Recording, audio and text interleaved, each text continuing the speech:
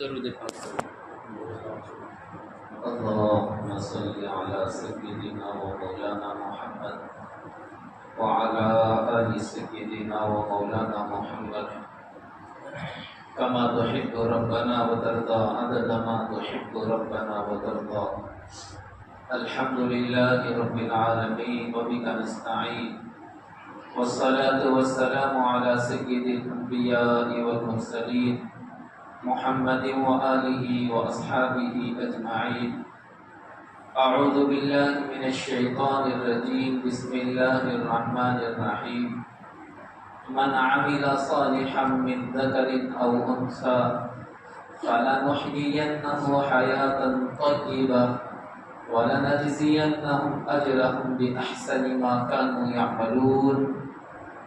صدق الله مولانا العظيم. وقال نبينا ورسولنا صلى الله تعالى عليه وسلم: انما الدنيا خلقت لكم وانكم خلقتم للآخرة، او كما قال نبينا ورسولنا صلى الله تعالى عليه وسلم، او كما قال رسول الله صلى الله تعالى عليه وسلم. میرے بھائیوں، میرے عزیزوں، میرے بزرگوں، یہ شعبان کا مبارک مہینہ ہے اور شعبان المعظم کی آج 3 تاریخ ہے. بزرگوں، عزیزوں، دوستوں، بھائیوں، شعبان اپنے آپ میں بڑی فضیلت اور برکت والا مہینہ ہے.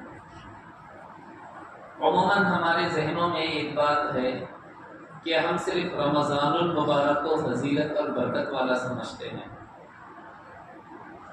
واقعتاً، یقیناً، حقیقتاً رمضان تو فضیلت والا مہینہ ہے ہی، اس میں کوئی دو رائے نہیں ہے، اس میں کوئی شک نہیں ہے. رمضان تو سارے مہینے کا سردار ہے. رمضان اپنی برکتوں اور اپنی رحمتوں کو اپنے اندر سمائے ہوئے ہے. لیکن میرے بھائیوں، میرے عزیزوں، میرے بزرگوں، رمضان المبارک کے علاوہ اور بھی مہینے ہیں جن میں اللہ کے نبی صلی اللہ علیہ وسلم نے برکت اور رحمت کے بارے میں امت کو خوشخبری سنائی ہے. انہی میں سے یہ شعبان کا مبارک مہینہ ہے. اللہ کے نبی صلی اللہ علیہ وسلم نے شعبان کے مبارک مہینے کے بارے میں ارشاد فرمایا: رجب اور رمضان کے درمیان ایک مہینہ ایسا آتا ہے جس مہینے کی برکتوں سے لوگ غافل ہیں. لوگوں کو معلوم ہی نہیں کہ یہ کتنی برکت والا مہینہ ہے. رجب جو پیچھے نکل گیا، رمضان جو سامنے آ رہا ہے. رجب اور رمضان کے درمیان یہ شعبان کا مہینہ ہے جو اپنے اندر برکتوں کو، رحمتوں کو اور اللہ کی طرف سے نوازشات کو لیے ہوئے ہیں. بزرگوں، عزیزوں، دوستوں، بھائیوں، شعبان کا جو مبارک مہینہ ہے، اس کے معنی، شعبان جو عربی میں یہ کہا گیا ہے، اس کے معنی ہیں ڈالی کے معنی آتے ہیں. اس کے ڈالیاں، اور ڈالیوں کی یہ خاصیت ہوتی ہے وہ بڑھتی جاتی ہیں. وہ اصل تنا ہوتا ہے، تنے سے لگی ہوئی جو ڈالیاں ہوتی ہیں وہ ڈالیاں دن پر دن آگے بڑھتی ہیں اور اپنے آپ میں وہ پھیلتی جاتی ہیں. تو شعبان کے مہینے کو شعبان اس لیے کہا گیا کہ شعبان رحمتوں اور برکتوں اور اعمال میں بڑھتے بڑھتے بڑھتے یہ رمضان تک پہنچ جاتا ہے. تو نیکیوں میں بڑھنے کا یہ مہینہ ہے. یہ اعمال میں آگے اپنے آپ کو کرنے کا یہ مہینہ ہے. جیسے تن سے لگی ہوئی، جڑ سے لگی ہوئی ڈالیاں وہ بڑھتی ہیں، اسی طریقے سے میرے بزرگوں، عزیزوں، دوستوں، ایک مومن کو اعمال میں اپنے آپ کو آگے بڑھانا چاہیے. اس وجہ سے اس ماہ مقدس کو شعبان کہا گیا کہ اس میں بندوں کے اعمال بڑھتے ہیں. بندوں کے اعمال آگے جاتے ہیں اس ماہ مبارک میں۔ تو میرے بھائیوں، میرے عزیزوں، میرے بزرگوں، یہ بڑا مقدس مہینہ ہے، یہ بہت برکت والا مہینہ ہے، یہ خیر کا مہینہ ہے، جس کے بارے میں اللہ کے نبی صلی اللہ علیہ وسلم نے ارشاد فرمایا، رجب اور رمضان کے درمیان ایک مہینہ ہے جس مہینے کی برکتوں سے لوگ غافل ہیں۔ رمضان المبارک کے بعد یہ واحد مہینہ ہے جس مہینے میں اللہ کے نبی صلی اللہ علیہ وسلم نے کثرت سے روزے رکھے ہیں۔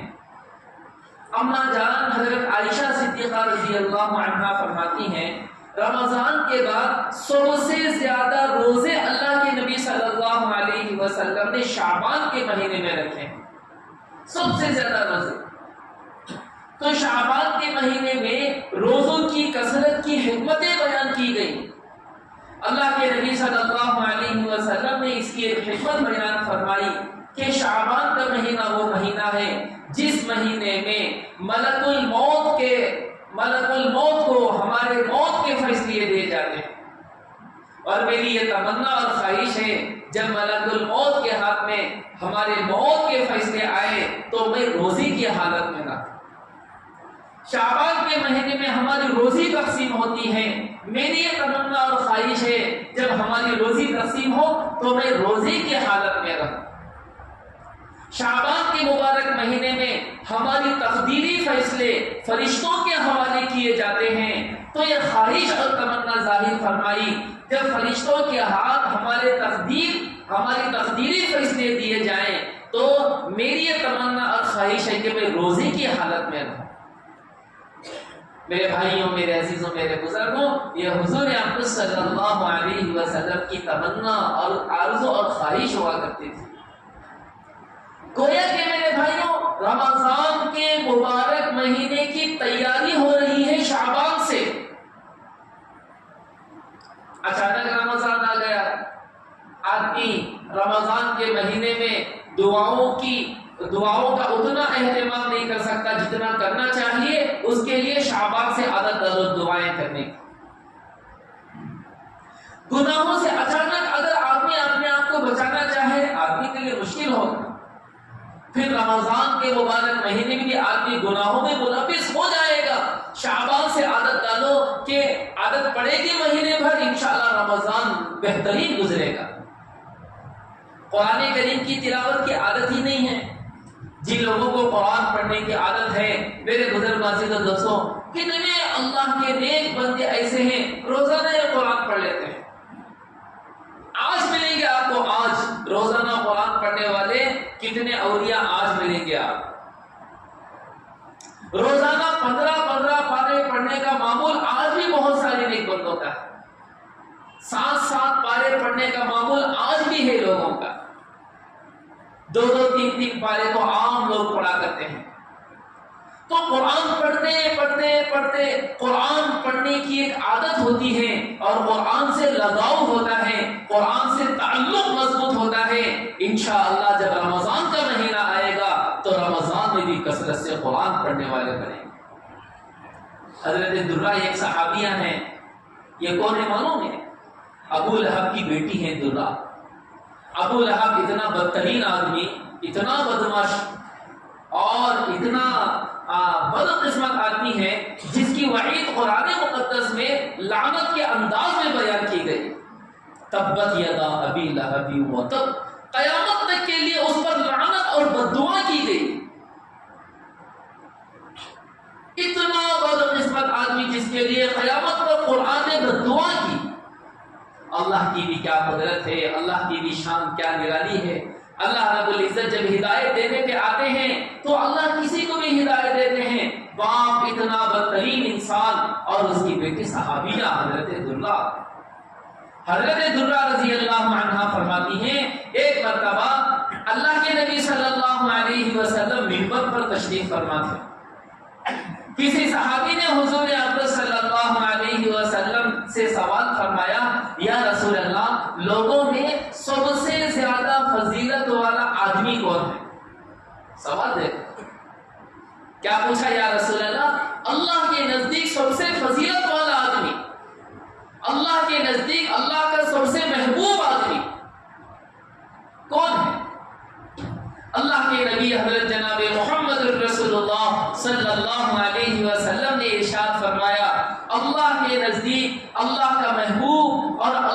سب سے زیادہ پسندیدہ وہ آدمی ہے جو سب سے زیادہ بہت زیادہ قرآن پڑھنے والا ہوگا۔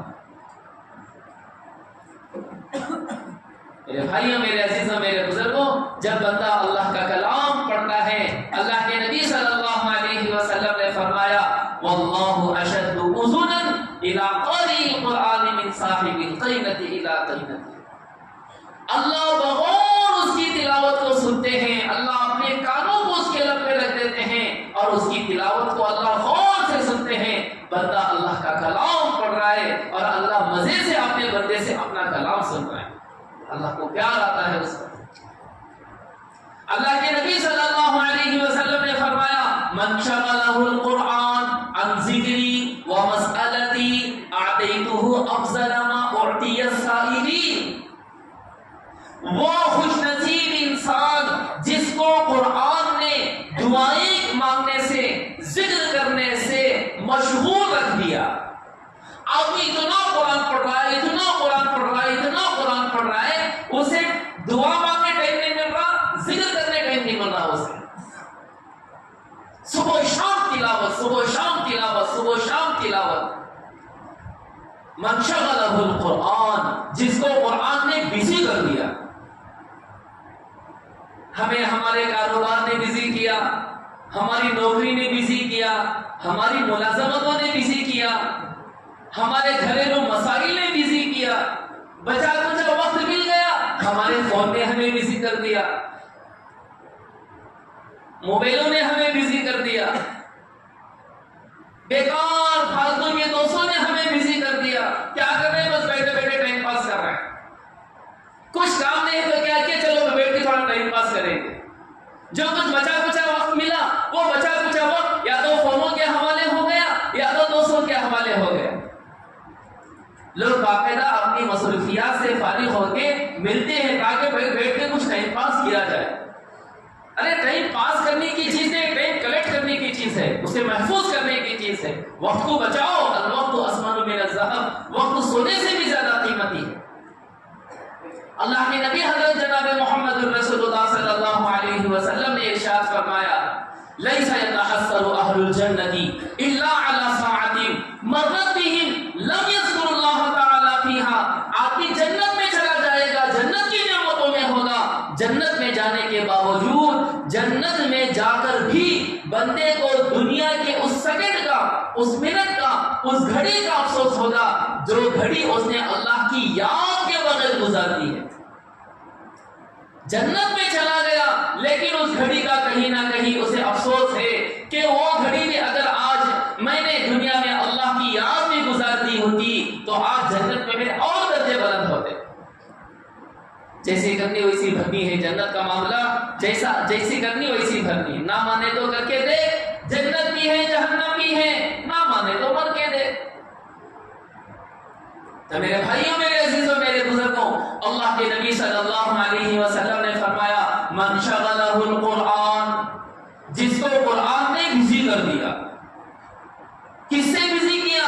عن ذکری، میری یاد کرنے سے قرآن نے بزی کر دیا۔ ومسألتی، دعا مانگنے کی بھی فرصت نہیں، قرآن نے اتنا بزی کر دیا اس کو۔ جسے قرآن کی لت لگ جاتی ہے، جسے قرآن کا ذوق چڑھ جاتا ہے، جسے قرآن کا نشہ چڑھ جاتا ہے، ان لوگوں سے پوچھو کہ قرآن ہوتا کیا ہے، ہمیں کیا پتا۔ ہم تو قرآن پڑھنا، شاید ہمیں بھی بہت سارے تو ایسے بھی ہیں جن کو قرآن پڑھنا بھی نہیں آتا۔ یہ تو رونا ہے ہمارے معاشرے کا، یہ تو بدقسمتی ہے ہمارے معاشرے کی، محرومی ہے، خاص کر کے ہم مردوں کی محرومی ہے۔ یہ عموماً میرے بزرگ دوستوں یہ سروے ہے، مرد کم قرآن پڑھنا جانتے ہیں، عورتیں زیادہ جانتی ہیں قرآن پڑھنا، جس کے نتیجے میں مرد قرآن بھی کم پڑھتے ہیں، عورتیں قرآن مردوں کے مقابلے میں زیادہ پڑھتی ہیں۔ اس لیے کہ ماں باپ عورتوں کو، لڑکیوں کو اہتمام سے قرآن پڑھنا سکھاتے ہیں، اتنے اہتمام سے لڑکوں کو قرآن پڑھنا نہیں سکھاتے۔ کیوں بھائی؟ کل کے دن بچی کا رشتہ ہوگا تو سامنے والے پوچھیں گے بچی قرآن پڑھی کیا ہوگی، سامنے والے پوچھیں گے نا، اس وجہ سے بیچاری کو قرآن پڑھنا سکھا دینی ہے۔ اور ہمیں کون پوچھتا ہے؟ آپ نے کسی رشتے میں سنا کہ سامنے کسی لڑکی والے پوچھتے ہیں، ارے لڑکوں کے بارے میں کیا پوچھا جاتا ہے؟ کیا کماتا ہے، کیا کرتا ہے، کیا بزنس ہے، کیا جاب ہے، مہینے کی تنخواہ کتنی ہے، یہی تو پوچھتے ہیں لوگ۔ یہ تو پوچھتا ہے کہ بچہ قرآن کتنا پڑھتا ہے، کوئی نہیں پوچھتا۔ اچھے دیندار لوگ نہیں پوچھتے۔ اچھے دیندار حاجی نمازی کہلائے جانے والے لوگ بھی دنیا داری ہی کو معیار بناتے ہیں، دینداری کو بہت کم لوگ معیار بناتے ہیں، بہت کم لوگ دینداری کو معیار بناتے ہیں۔ اچھے حاجی نمازی اور اچھے دیندار لوگ بھی دنیا داری ہی کی معیار پہ اپنے بچیوں کے رشتے کرتے ہیں۔ دینداری کو دیکھنے کا زمانہ چلا گیا، نہیں دیکھتے آج دینداری کو، دنیا داری ہی کو دیکھا جاتا ہے دنیا میں، معاشرہ ویسا ہے۔ تو میرے بھائیوں، میرے عزیزوں، میرے بزرگوں، آج قرآن سے امت کی دوری ہے۔ یہ دیکھو قرآن کا مہینہ آ رہا ہے، شہر رمضان الذی انزل فیہ القرآن، یہ مبارک مہینہ ہے جس مبارک مہینے میں اللہ رب العزت نے قرآن مقدس کو نازل فرمایا۔ انا انزلناہ فی لیلۃ القدر، ہم نے لیلۃ القدر میں اس کو نازل فرمایا۔ تو میرے بھائیوں، میرے عزیزوں، میرے بزرگوں، اللہ کے نبی صلی اللہ علیہ وسلم نے فرمایا، من شغلہ القرآن عن ذکری و مسئلتی، جس کو قرآن نے بزی کر دیا، اتنا بزی کیا کہ اسے نہ دعائیں مانگنے کا ٹائم مل رہا ہے، نہ ذکر کرنے کا ٹائم مل رہا ہے۔ اللہ کے نبی صلی اللہ علیہ وسلم نے فرمایا، تو اللہ فرماتے ہیں، اعطیتہ افضل ما اعطی السائلین، میں اس کو مانگنے والوں سے اچھی چیز عطا فرماتا، مانگنے والوں سے بہتر چیز میں اسے عطا فرماتا، کہ مانگنے والا مانگ کے بھی وہ چیزیں نہیں لے سکتا، یہ صرف قرآن کی برکت سے وہ چیزیں لے لے گا۔ تو میرے بھائیوں، میرے عزیزوں، میرے بزرگوں، یہ قرآن مقدس ہے۔ اللہ کے نبی صلی اللہ علیہ وسلم نے منبر پہ بیٹھ کے ارشاد فرمایا کہ اللہ کے نزدیک سب سے محبوب بندہ وہ ہے جو کثرت سے قرآن پڑھے، بہت زیادہ قرآن پڑھے۔ دوسرے نمبر پہ اللہ کے نبی صلی اللہ علیہ وسلم نے فرمایا، اللہ کے نزدیک سب سے زیادہ افضل انسان وہ ہے جس کی طبیعت میں زیادہ خیر خواہی ہو، جو بہت نیکیوں میں آگے بڑھنے والا ہو۔ تیسرے نمبر پہ اللہ کے نبی صلی اللہ علیہ وسلم نے فرمایا، سب سے زیادہ لوگوں کو اچھائی کی طرف بلانے والا ہو۔ چوتھے نمبر پہ اللہ کے نبی صلی اللہ علیہ وسلم نے فرمایا، بہت زیادہ لوگوں کو برائی سے روکنے والا ہو۔ پانچویں نمبر پہ اللہ کے نبی صلی اللہ علیہ وسلم نے ارشاد فرمایا، رشتے ناطے جوڑنے والا ہو۔ 5 لوگوں کا تذکرہ کیا اللہ کے نبی نے، 5 لوگوں کا تذکرہ، زیادہ قرآن پڑھنے والا، زیادہ نیکی کرنے والا، زیادہ اچھائی کی دعوت دینے والا، زیادہ برائی سے روکنے والا، زیادہ رشتے ناطے جوڑنے والا، یہ بندہ اللہ کو بہت پسند ہے، بہت پسند ہے، بہت پسند ہے۔ تو میرے بھائیوں، میرے عزیزوں، میرے بزرگوں، حضور اقدس صلی اللہ علیہ وسلم نے حضرات صحابہ کرام رضوان اللہ علیہم اجمعین کو اعمال کی فضیلتیں بتا کے اعمال سے جوڑا امت کو۔ تو شعبان کا یہ مبارک اور مقدس مہینہ آ رہا ہے، کیوں بھائی؟ رمضان المبارک کی تیاری کے لیے۔ شعبان کے اس مقدس اور مبارک مہینے میں رمضان کی تیاری کریں۔ اما جان حضرت عائشہ صدیقہ رضی اللہ عنہا فرماتی ہیں، حضور اقدس صلی اللہ علیہ وسلم کبھی کبھی تو ایسے بھی ہوتا شعبان کا پورا مہینہ روزہ رکھ لیتے، پورا مہینہ روزے میں گزر جاتا اللہ کے نبی کا۔ رمضان المبارک کے بعد سب سے زیادہ روزے اللہ کے نبی صلی اللہ علیہ وسلم نے کس کے رکھے ہیں؟ شعبان کے رکھے، سب سے زیادہ روزے۔ تو میرے بھائیوں، میرے عزیزوں، میرے بزرگوں، شعبان کی فضیلت اس وجہ سے بھی بڑھ جاتی ہے کہ شعبان میں ایک مقدس رات آتی ہے جس کو ہم شب برات کہتے ہیں۔ شب برات کے تعلق سے یا تو لوگوں نے انتہائی درجے غلو کر دیا، اس کو شب قدر کے برابر لاکے کھڑا کر دیا، یا تو ایک جماعت ایسی ہے شب برات کے بارے میں جنہوں نے سرے سے اس کی فضیلت کا انکار کر دیا، انہوں بھی غلط، انہوں بھی غلط۔ صحیح وہ ہے جتنا اللہ کے نبی نے ارشاد فرمایا، شب برات کی فضیلت ہے جس کے بارے میں اللہ کے نبی صلی اللہ علیہ وسلم نے فرمایا قوموا لیلھا وصوموا نہارھا، رات کو اللہ کا قیام کرو اور صبح روزہ رکھو۔ یہ وہ مقدس رات ہے جس رات میں بنو کلب کی بکریوں کے بالوں کے برابر اللہ امت کی مغفرت فرماتے ہیں۔ محدثین و مفسرین نے لکھا ہے بنو کلب یہ قبیلہ تھا جس میں بہت زیادہ بکریوں کو پالنے کا رواج تھا، اس کی تعداد محدثین نے لکھی ہے بنو کلب کے علاقے میں 20,000 بکریاں تھیں۔ ان 20,000 بکریوں کے کتنے کروڑوں اربوں خربوں بال ہوں گے آپ اندازہ لگاؤ۔ ایک بکرے کے بال گن کے دکھاؤ، ہے کسی میں ہمت؟ کوئی ایک بکرے کا بال گن سکتا ہے کوئی گننے کی طاقت رکھتا ہے کوئی؟ اللہ کے نبی صلی اللہ علیہ وسلم نے فرمایا مقدس رات ہے جس رات میں بنو کلب کے بکریوں کے بالوں کی تعداد میں اللہ امت کی مغفرت فرماتے ہیں۔